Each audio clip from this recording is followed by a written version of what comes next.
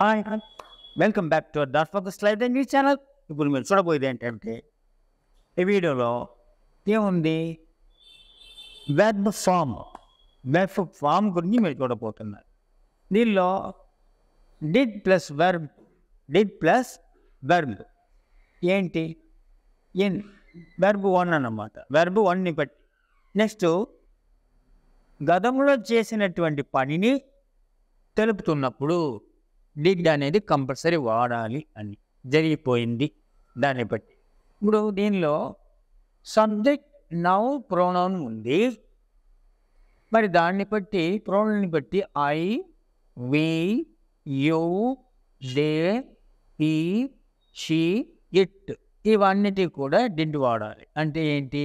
Helping verb. Did అనేది helping verb అన్నమాట. Next ఇక్కడ వెర్బ్ యూస్డ్ ఇన్ అని ఉంది. వెర్బ్ యూస్డ్ ఇన్ అని ఉంది కదా, దాన్ని బట్టి బేస్ ఫామ్ అంటారు. బేస్ ఫామ్ తర్వాత దాన్ని బట్టి యూస్ ఏ విధంగా వాడపడుతుంది. యూస్ అన్నమాట. To express an action that happened at some time in the past. గతంలో జరిగినటువంటి ఏ ఒక్క విషయమైనా సరే, ఏదైనా సరే దాన్ని బట్టి తెలిపేది అని. తర్వాత తెలుగు మీనింగ్ దానికి గతంలో చేసిన పనిని తెలిపేటప్పుడు అని. మరి దాన్ని బట్టి ఇంకా కొన్ని కీవర్డ్స్ అని అంటారు. కీవర్డ్స్ అని అంటారు కదా. మరి ఆ కీవర్డ్స్ అంటే ఏంటి? ఎస్టర్డే, ఎగో, తర్వాత in, last night, last week, last month, last year, in year, on Sunday, on new year, on Christmas. ఏదో ఒక అకేషన్ అన్నమాట, ఒక సందర్భాన్ని బట్టి. నెక్స్ట్ ఇక్కడ నెగటివ్ కాంట్రాక్షన్. నెగటివ్ కాంట్రాక్షన్ అంటే ఏంటి? Did plus not, did not. Did plus not, did not అని ఉంది.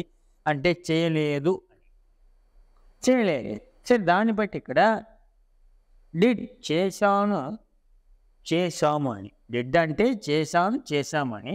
మరి చేశావు, చేశారు, చేశాడు, చేసిందని ఇన్ని అర్థాలు ఇస్తుందన్నమాట. అంటే ఏంటి ఆ డిడ్ అనేది? దాన్ని బట్టి ఐ సా, నేను చూశాను.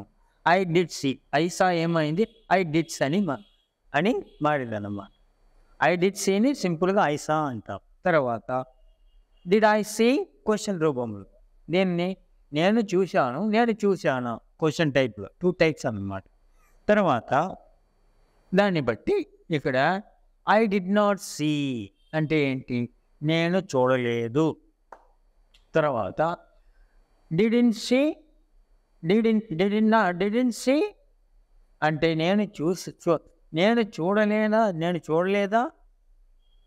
డిడ్ంట్ ఐ సీ, నేను చూడలేదా అని దానికి అర్థాన్ని ఇస్తుంది. తర్వాత వి రోట్ని వి డిడ్ రైట్ అని.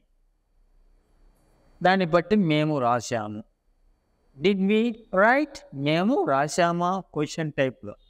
తర్వాత వి డిడ్ంట్ రైట్, మేము రాయలేదు అని, మేము రాయలేదని. తర్వాత డిడ్ంట్ వి రైట్, మేము రాయలేదా అని 1 by 1 క్లారిటీ ఇస్తుంది మీకు.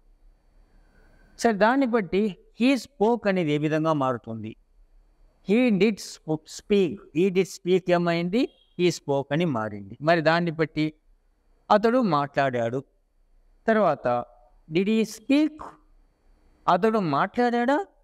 తర్వాత హీ డిడ్ నాట్ స్పీక్, అతను మాట్లాడలేదు అని. తర్వాత డిడ్ంట్ హీ స్పీక్ అంటే అతడు మాట్లాడలేదా. 1 by 1 హీ స్పోక్ని బట్టి మీకు ఒక క్లారిటీ. తర్వాత నెక్స్ట్ దీనిలో మనం చూస్తే ఐ డిడ్ అంటే ఏంటి? నేను చేశాను అని. సరే, దాన్ని బట్టి వీ డిడ్, మనము చేశాము అని. తర్వాత యూ డిడ్, నీవు లేదా మీరు చేశారని. సింగులర్ ప్లూరల్ అన్నమాట. ఏకవచనం బహువచనంలో 2 విధాలు. తర్వాత దే డిడ్, వారు చేశారు. హీ డిడ్, అతను చేశాడు అని. తర్వాత షీ డిడ్, ఆమె చేసింది అని. తర్వాత ఇట్ డిడ్ అంటే అది చేసింది అని. ఇప్పుడు ఈ విధంగా డిడ్ అనేది ఏంటి, ఆ ప్రాధాన్యత ఏంటి, గతంలో జరిగినటువంటి విషయాన్ని బట్టి డిడ్ అనేది ఏ విధంగా వాడపడింది వెర్బ్ ఫామ్లో అనేది ఈ వీడియోలో మీరు క్లియర్గా తెలుసుకున్నారు కనుక పదే పదే చూడండి, మీకు పూర్తిగా అర్థమవుతుంది. అదేవిధంగా ప్రాక్టీస్ చేయండి, షేర్ చేయండి, అదేవిధంగా కామెంట్ చేయండి. మీకు ఇంకా ఏ విధంగా కావాలని అనుకున్నా కూడా మీరు కామెంట్ చేస్తే మీకు పదే పదే మేము ఇస్తూ ఉంటాం. అదేవిధంగా షేర్ చేయండి, తప్పనిసరిగా మీరు సబ్స్క్రైబ్ చేయండి. Thank you very much to watching our dot focus life English channel.